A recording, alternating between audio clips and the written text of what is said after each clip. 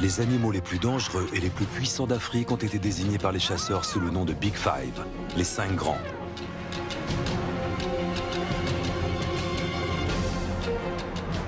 En Amérique du Sud, 5 espèces sont emblématiques de la faune sauvage.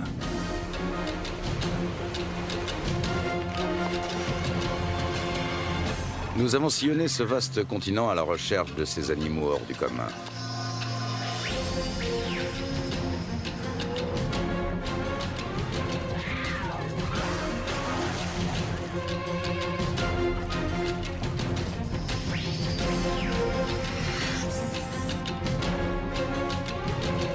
Des guides expérimentés nous ont amenés jusqu'à eux pour mieux vous les faire découvrir.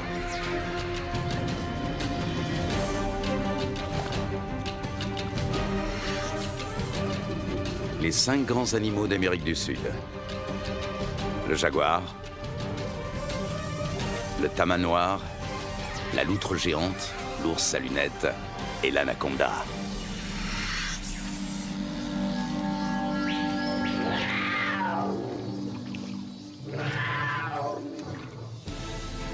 À l'époque où les safaris étaient synonymes de chasse pour quelques privilégiés, il fallait plusieurs semaines pour rallier l'Amérique du Sud depuis l'Europe. Désormais, cela prend à peine une journée en avion. Notre voyage nous emmène dans le nord du continent, vers un animal aux dimensions colossales et à la force herculéenne. La Guyane est connue pour ses eaux abondantes. C'est dans les rivières que vit l'imposante anaconda.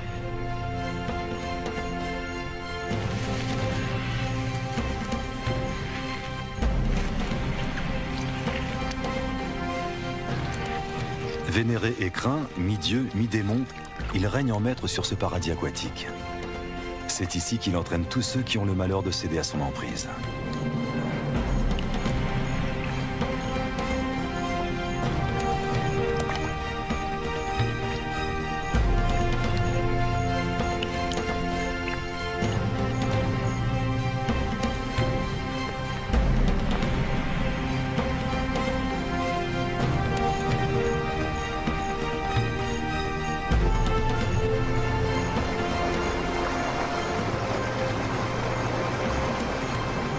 L'eau est l'élément essentiel de son habitat.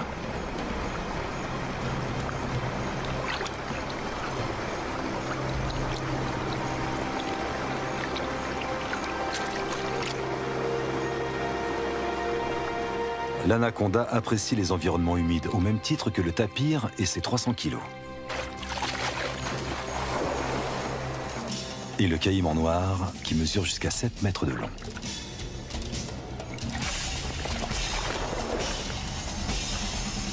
Pour les capybaras, partager le territoire des anacondas n'est pas de tout repos.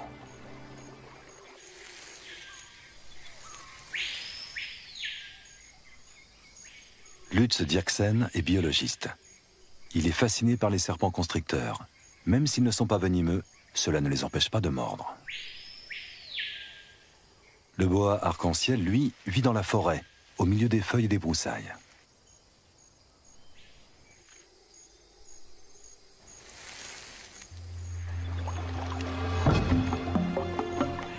Dès 4 heures du matin, nous avons commencé à charger les 3 bateaux avant de nous mettre en route à la recherche du grand anaconda.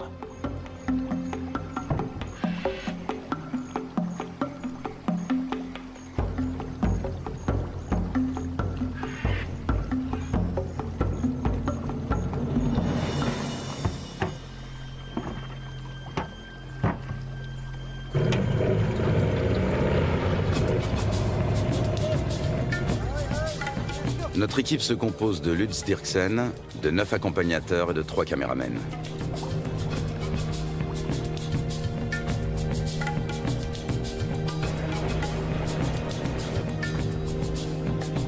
Même en pleine saison sèche, le niveau de l'eau est toujours très élevé. C'est de plus en plus souvent le cas ces dernières années. Pas un seul banc de sable isolé où les animaux pourraient prendre le soleil. Apercevoir des anacondas s'annonce difficile. Le grand anaconda, aussi appelé anaconda vert, vit à l'est des Andes, près des grands systèmes hydrologiques. On connaît bien la vie de ces serpents dans les zones marécageuses du Venezuela, les llanos.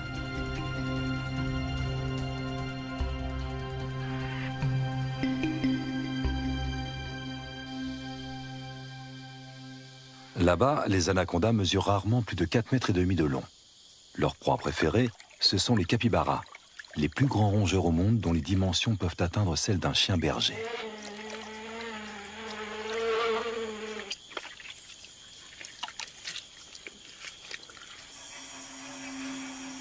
Pendant la saison sèche, la savane se transforme. Les lacs deviennent de vastes champs de boue durcie.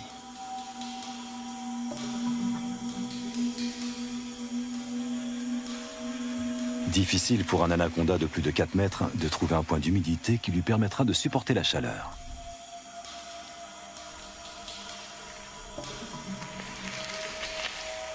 Les petits spécimens ont moins de mal à survivre.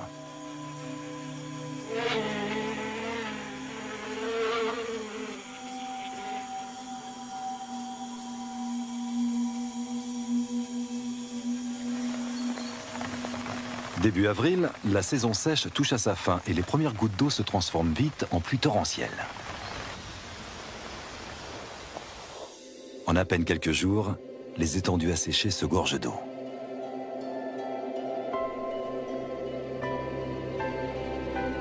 L'anaconda retrouve enfin son élément de prédilection. De toutes parts, la savane verdit et renaît à la vie.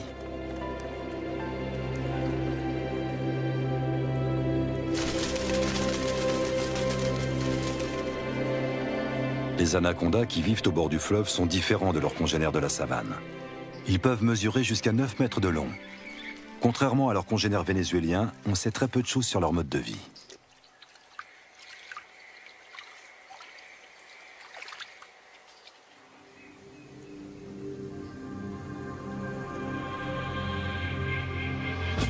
Notre première journée de voyage touche à sa fin à Riwa, le dernier village qui borde la rivière. Un monde sauvage nous attend ensuite.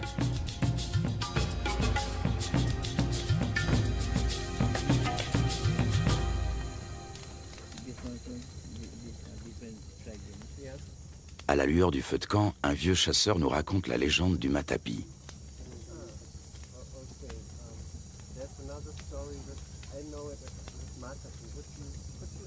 Cet ustensile permet aux femmes d'extraire le jus toxique du manioc. L'idée en est venue à un chasseur alors qu'il observait un anaconda en train de se nourrir. Il a conçu une clé faite de lianes qui imite les mouvements de contraction du serpent en train d'avaler sa proie.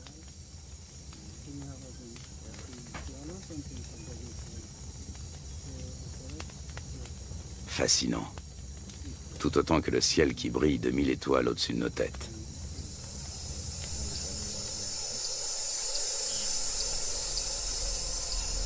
Le grand anaconda appartient à la famille des Boidae. Il tue en enroulant étroitement son corps musculeux autour de sa victime jusqu'à ce qu'elle meure étouffée. Ses dents sont orientées vers l'arrière, ce qui lui permet de la maintenir, sans toutefois la découper. Il n'a donc pas d'autre choix que de l'engloutir en une seule fois.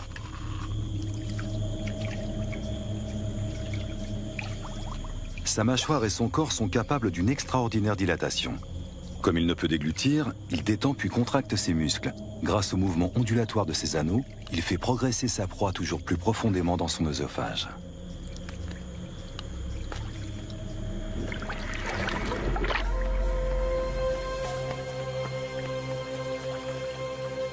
Un groupe de becs en ciseaux prend son envol dans la lumière du petit matin.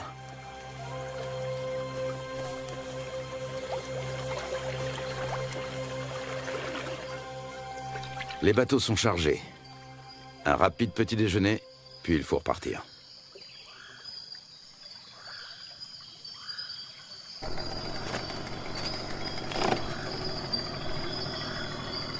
Encore 3 longues journées de bateau nous attendent.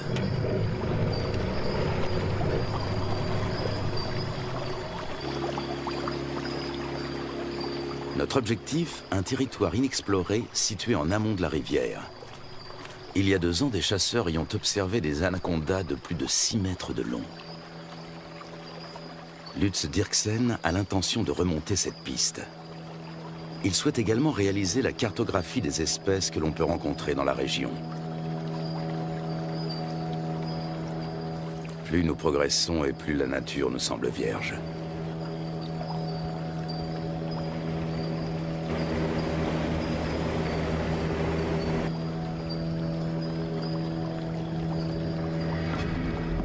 Avec un tel niveau d'eau, les caïmans noirs ont bien du mal à trouver un endroit où se prélasser.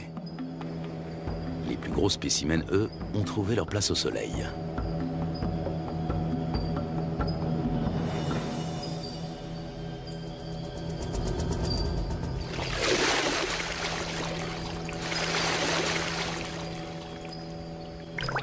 Le caïman noir est le plus gros prédateur du continent. Ses mensurations, 7 mètres de long pour 100 kilos. Des écailles viennent agrémenter sa tête et son dos.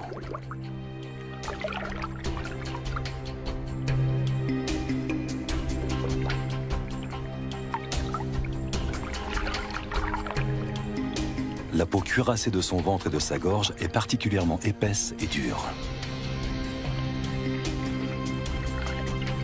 Sa mâchoire supérieure est typique de son espèce. Toute dent qui tombe repousse invariablement. Les petits points qui ornent son museau sont autant de récepteurs ultrasensibles qui lui permettent de localiser ses proies. Au fil de l'évolution, les crocodiliens, dont font partie les caïmans, ont su imposer leur domination.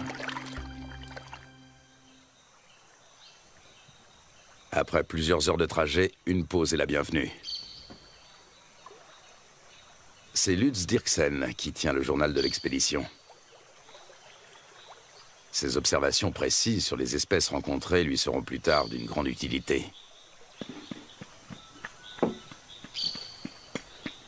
Notre campement sur la rive a éveillé l'intérêt des caïmans.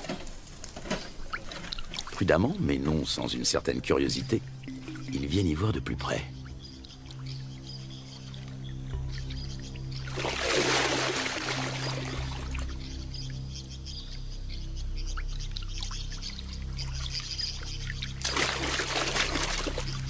Une mesure d'intimidation s'impose.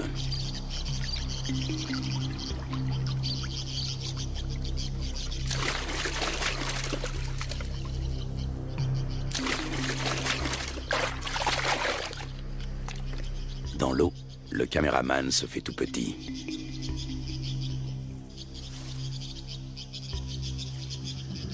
La bête est encore loin. Comment l'attirer sur un banc de sable pour mieux l'observer? La prudence est de mise. Le caïman commence par suivre le comportement des vautours. Une fois sûr qu'aucun danger ne menace, il vient récupérer les restes de repas que nous avons disposés en guise d'appât.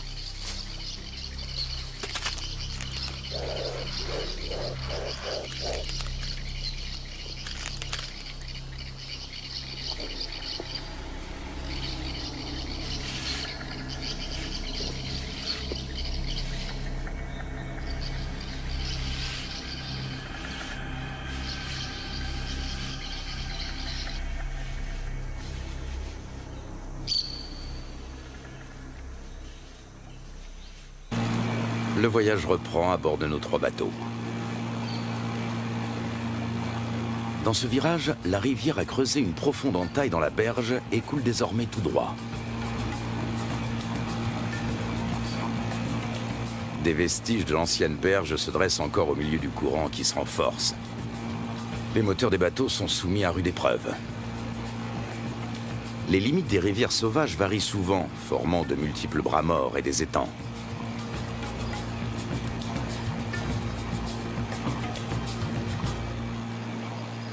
L'après-midi suivant, nous croisons une famille d'otaries géantes. Les Indiens les attirent grâce à un cri bien particulier.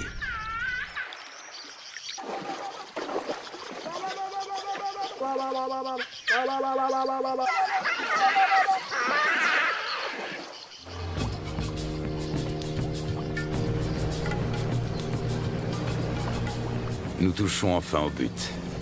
Il ne peut s'agir que de l'endroit dont les chasseurs ont parlé. C'est ici que nous allons nous établir pour partir à la recherche des grands anacondas. Nous remontons notre équipement aussi loin que possible de la rivière. Par temps de pluie, les eaux peuvent monter très vite.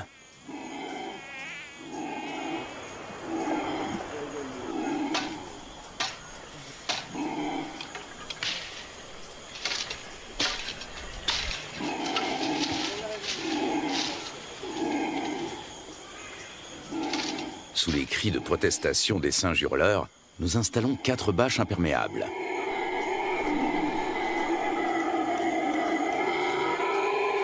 Une bâche pour la cuisine.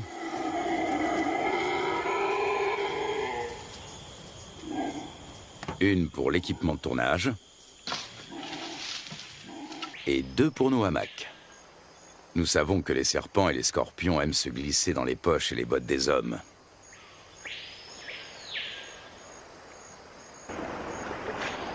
Du poisson frais vient compléter nos rations de riz, de pâtes et de haricots.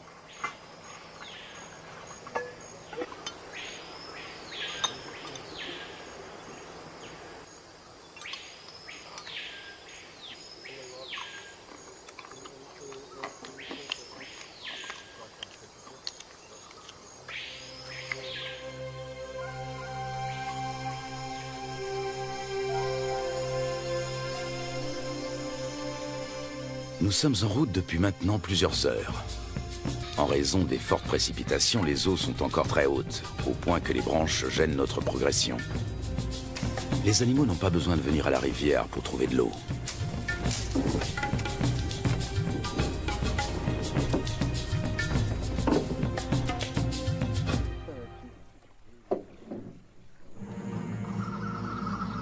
Durant la saison des pluies, les anacondas suivent l'eau jusque dans la forêt. Ils passent toute leur vie dans les marécages. Même leur venue au monde a lieu en milieu aquatique. Dans le corps de leur mère, les embryons grandissent à l'intérieur des œufs.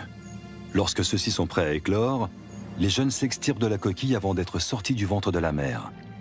Ils naissent ensuite sous forme de petits serpents parfaitement développés. Ils sont tout de suite dans leur élément.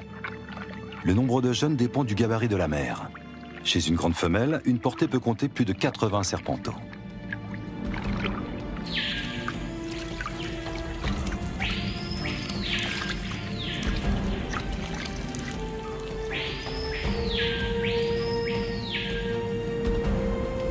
Selon les légendes indiennes, les petits dévoreraient leur mère.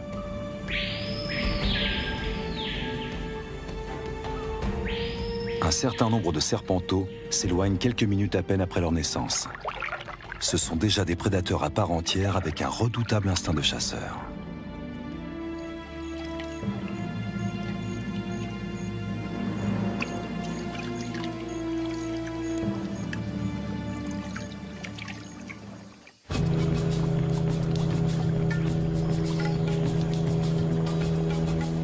Pour son bain de soleil, cette iguane a choisi une souche d'arbre. Nous tentons notre chance dans un petit cours d'eau.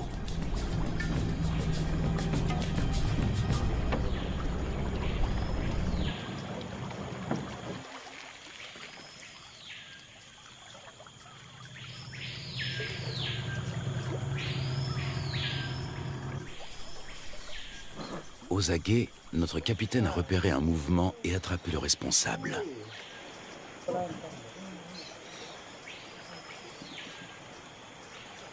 Un jeune anaconda. Il fait près d'1 mètre de long et est âgé de seulement quelques semaines. Sa première mue le rend quelque peu apathique.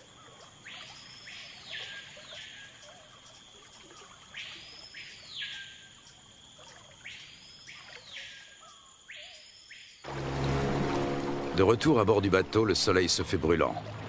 La saison sèche semble enfin arriver. Il faudra toutefois attendre plusieurs jours pour que le niveau des eaux baisse.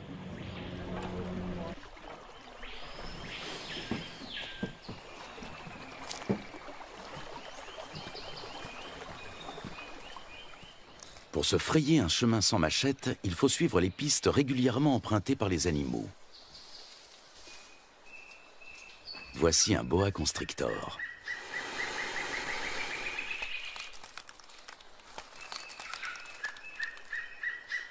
Nous sommes trop grands pour lui servir de proie, mais cela ne l'empêche pas d'essayer de nous intimider. Lutz Dirksen connaît bien le comportement des serpents. D'une main experte, il attrape doucement mais fermement l'animal derrière la tête.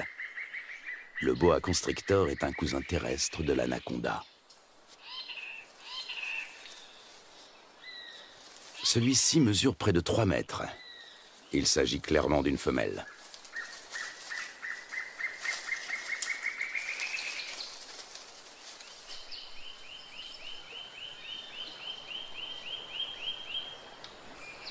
encore un jeune anaconda. Lorsqu'ils sont âgés d'à peine quelques jours, ils se montrent particulièrement agressifs.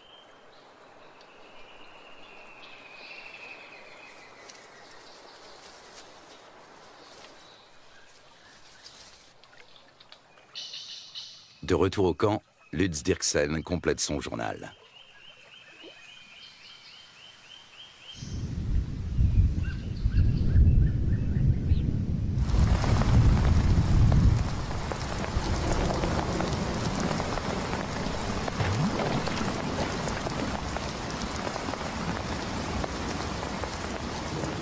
Ces 4 dernières années, la Guyane n'a pas connu de saison sèche normale. Le manioc a même pourri sur pied. À l'origine de cela, les phénomènes météorologiques tels que la Niña et le réchauffement climatique.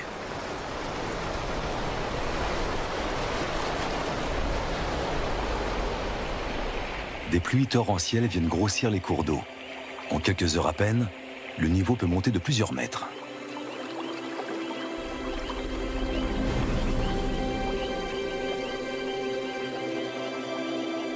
Les forêts qui bordent les rivières ont l'habitude de ces caprices saisonniers.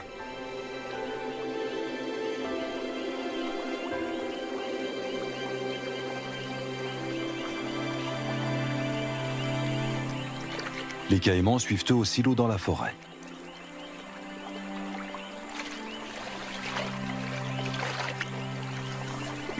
Même le tapir trouve de la nourriture sous l'eau. En plus des fruits et des feuilles, il est friand de plantes aquatiques.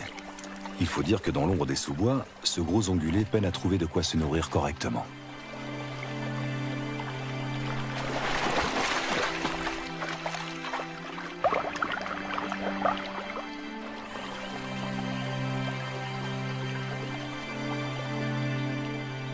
D'autres, en revanche, tentent d'éviter l'eau.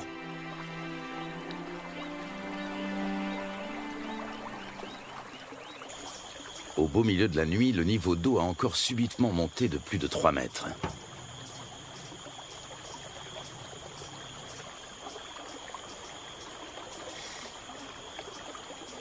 Nous sommes parvenus à mettre en lieu sûr la plupart de nos provisions, et surtout nos bateaux.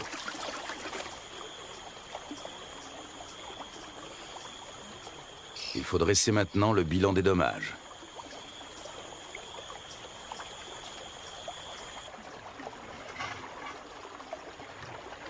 Tout est humide, voire trempé.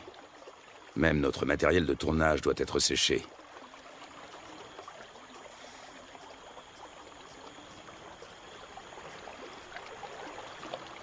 Continuer ou faire demi-tour? Telle est la question.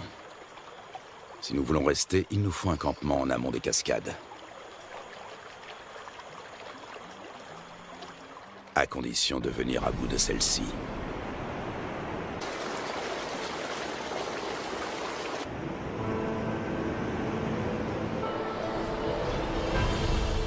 Rapides et cataractes sont fréquents en Guyane. Ils forment un habitat aquatique à part.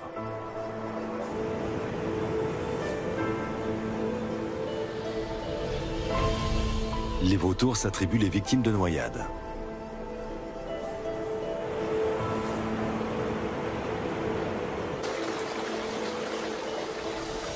Dans les zones plus paisibles, les hérons se régalent d'escargots et de petits poissons.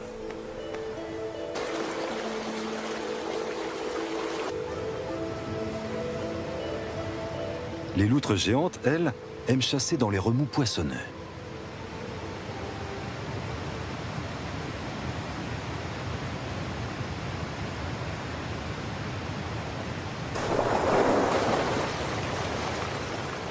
C'est là également que l'oiseau serpent vient pêcher de petits silures. Nous sommes sur le territoire du jacara, la seule espèce de caïman qui évolue dans ces eaux torrentielles. Il est nettement plus petit que le caïman noir.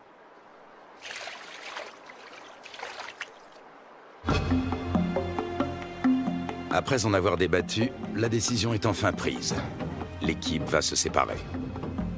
Un bateau va prendre le chemin du retour. L'équipe de tournage, accompagnée de 6 des guides, va relever le défi et continuer la route vers l'amont. Impossible de savoir ce qui nous attend. Peu de gens se sont déjà aventurés au-delà de ces cascades. Pour y parvenir, il nous faut des troncs d'arbres. Ils vont nous servir à faire avancer les bateaux tout en protégeant leurs coques. Chacun d'entre eux pèse près de 300 kilos.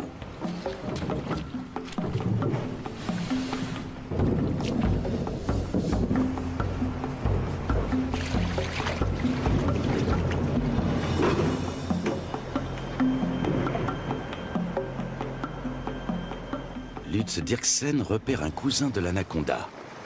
Il s'agit d'un Corallus hortulanus qui vit dans les arbres.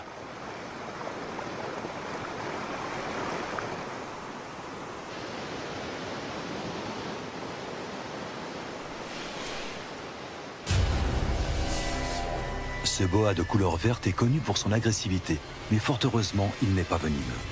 Lorsqu'il attaque, il se cramponne à sa proie.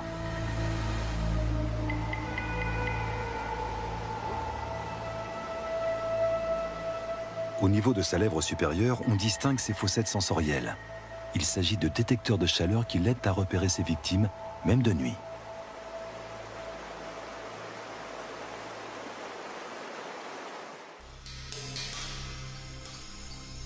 L'anaconda aussi s'oriente grâce à la chaleur corporelle dégagée par ses proies lors de la chasse.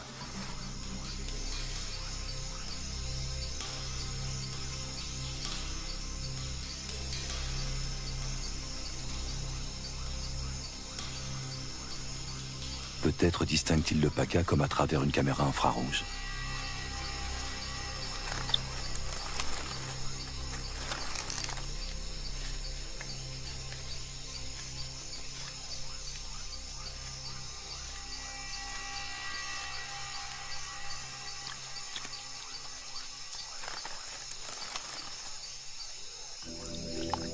Le plus souvent, l'anaconda chasse en restant immobile sous l'eau, attendant qu'une proie arrive à sa portée. Seul son nez et ses yeux dépassent discrètement de la surface.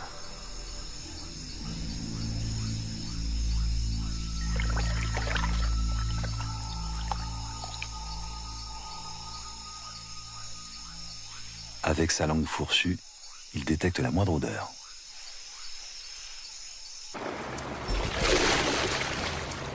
Nous progressons bien plus péniblement que nous ne l'avions imaginé. À la cascade succèdent des rapides, puis une nouvelle cataracte, puis encore des rapides. Impossible de naviguer, il y a trop de rochers sous l'eau. Le doute commence à s'installer.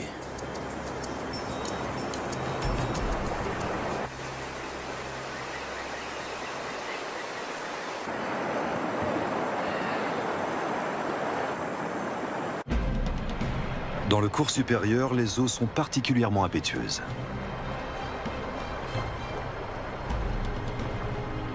Jalonnés d'îlots et de rochers, de nombreux rapides se fraient un chemin à travers la contrée sauvage. Souvent, ils sont impraticables sur plusieurs kilomètres.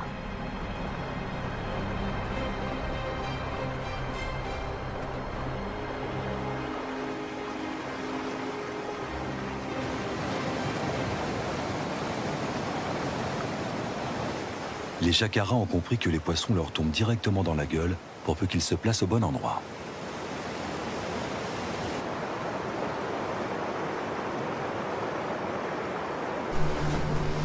Au bout d'à peine quelques centaines de mètres, une nouvelle cataracte nous ferme le passage. Une fois de plus, impossible de passer.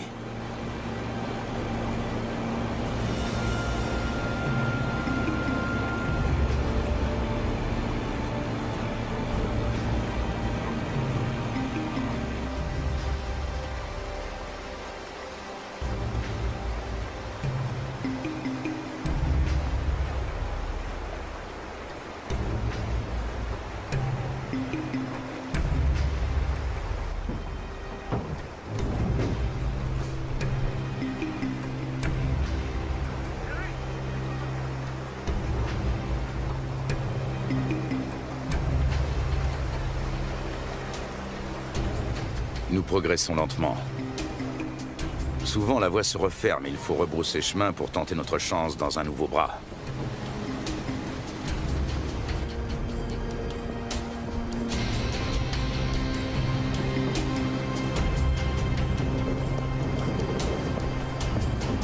Il nous aura fallu une journée entière pour parcourir 500 mètres.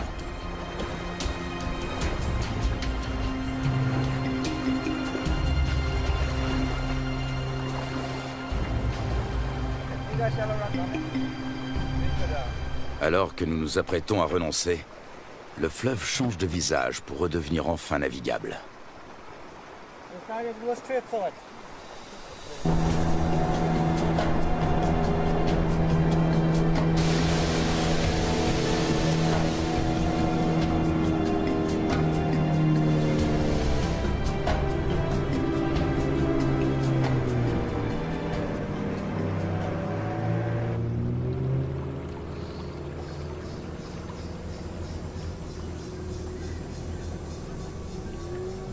Devant nous, la rivière se dédouble. Un monde intact nous attend.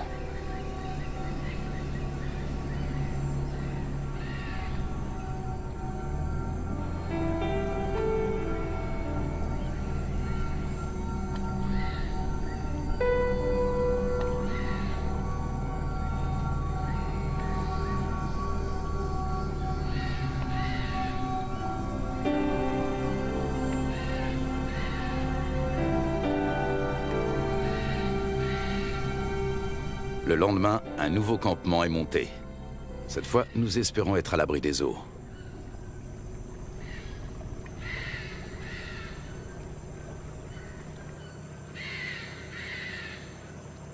Non loin de notre campement, nous tombons sur un groupe de capybaras. L'un d'entre eux arbore sur le flanc une tache rougeâtre qui ressemble fort à une morsure fraîche.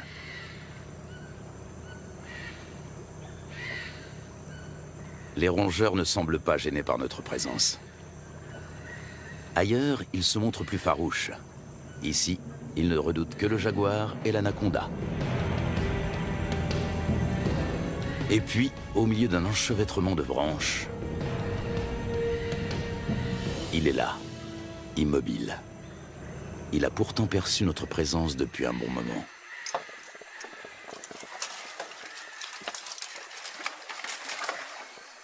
Impossible de l'approcher.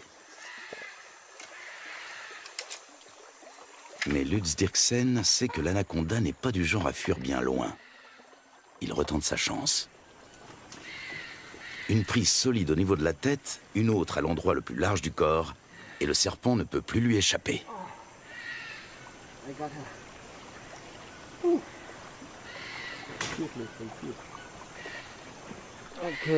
On va le mesurer. Lutz Dirksen fait de la recherche fondamentale. Il réunit des informations sur la taille, la couleur et la répartition des serpents. Il est l'un des plus grands experts de l'anaconda. Personne n'a jamais examiné d'aussi près ce spécimen aquatique.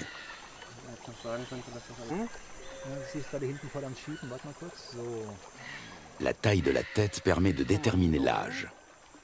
Plus la tête est importante comparée au corps, et plus le serpent est vieux. À présent, Lutz va déterminer son sexe.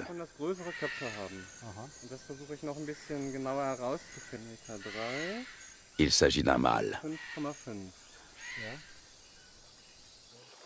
Après l'avoir mesuré sous tous les angles, nous le relâchons.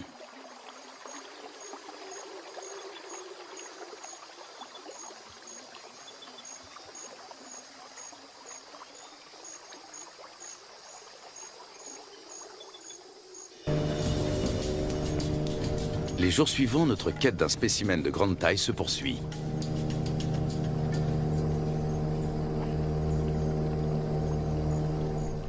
Les pêcheurs de l'équipe ont découvert un grand anaconda, mais celui-ci a aussitôt replongé. De toute évidence, il est toujours dans les environs.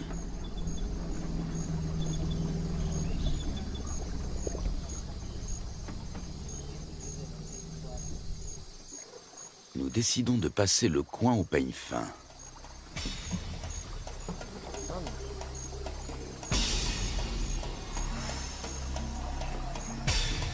Et nous parvenons à rattraper le fuyard.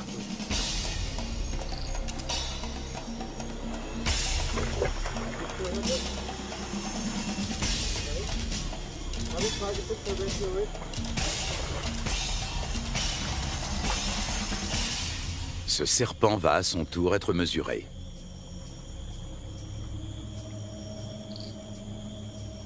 Encore un mâle. 3,30 m de long.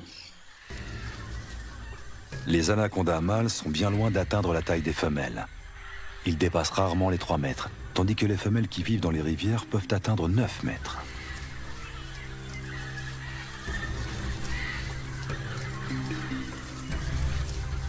Les mâles trouvent les femelles prêtes à l'accouplement en suivant les phéromones qu'elles émettent.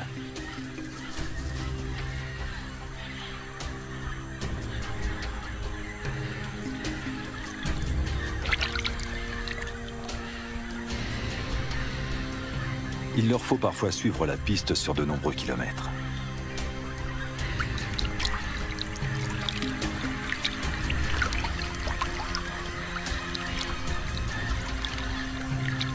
Il arrive que plus d'une douzaine de mâles s'enroulent autour d'une même femelle.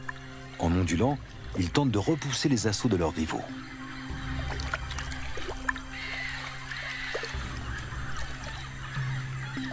La femelle s'accouple ainsi avec plusieurs mâles.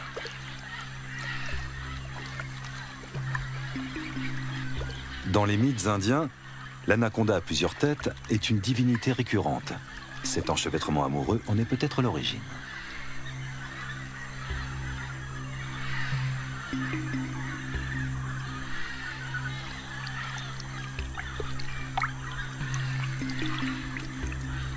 L'accouplement peut durer jusqu'à 4 semaines.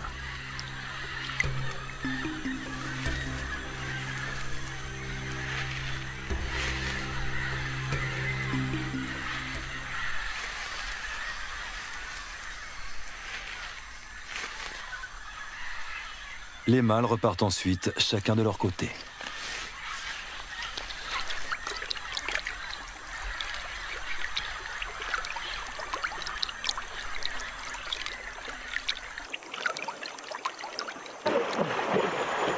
Soudain, nous faisons une découverte de taille. Un serpent géant tout près de la rive.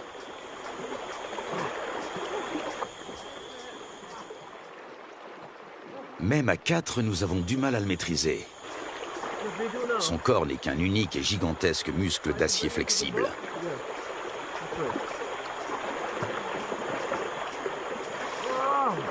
Il doit avoisiner les 200 kilos. Il s'agit d'une femelle.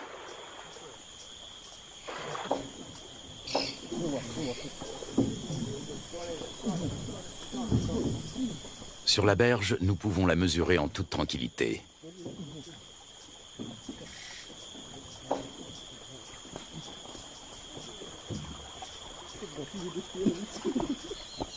Un sac sur la tête devrait la calmer. Un moyen qui a fait ses preuves.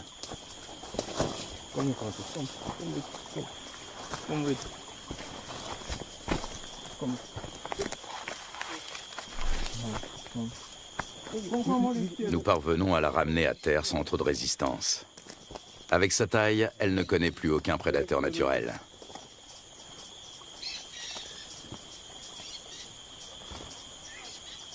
Certes, elle n'est pas venimeuse, mais elle sait se défendre.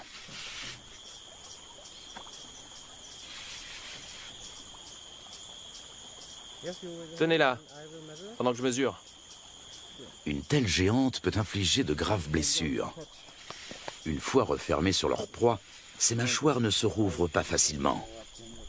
Solides, acérées et orientées vers l'arrière, ses dents sont de véritables crochets. On distingue parfaitement sa trachée située à l'avant de la gueule.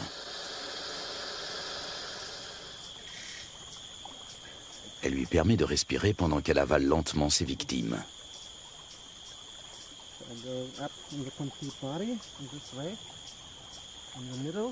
L'anaconda fait jouer ses muscles. Difficile de prendre ses mesures.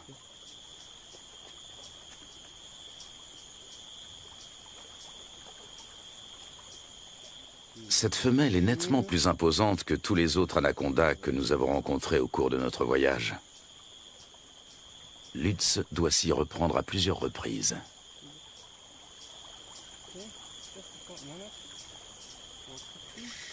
« 4,50 m.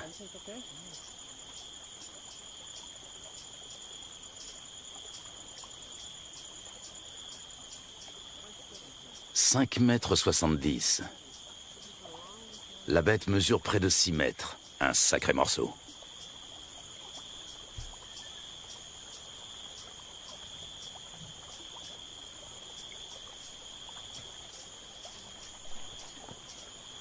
Lutz mesure la circonférence de son corps à l'endroit le plus fort.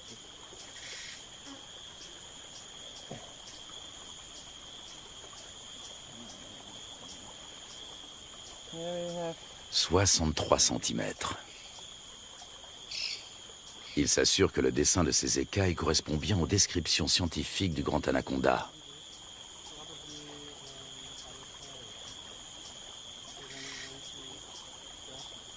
Ces plaies proviennent d'un marsupial. Il arrive que l'anaconda se blesse pendant qu'il étouffe ses victimes. Même les capybaras, les principales proies de l'animal, se défendent âprement. La chasse est risquée, même pour un grand anaconda.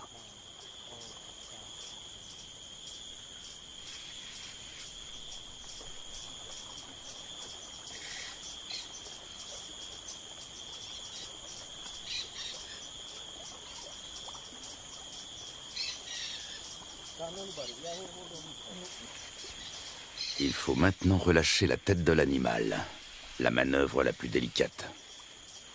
Lorsque le serpent retrouve sa vision, il vaut mieux être déjà loin.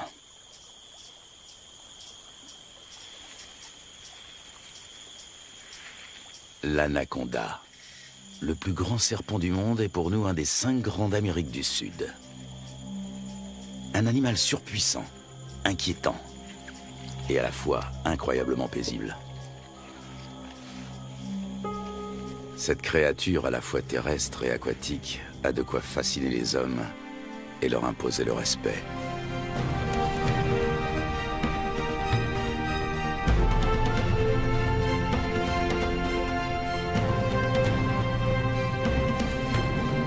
Et demain, une autre rencontre pleine de magie nous attend avec le jaguar, roi de la jungle amazonienne et dieu pour bien des tribus encore. Mais pour l'heure, il y a l'actualité vue par Arte Journal.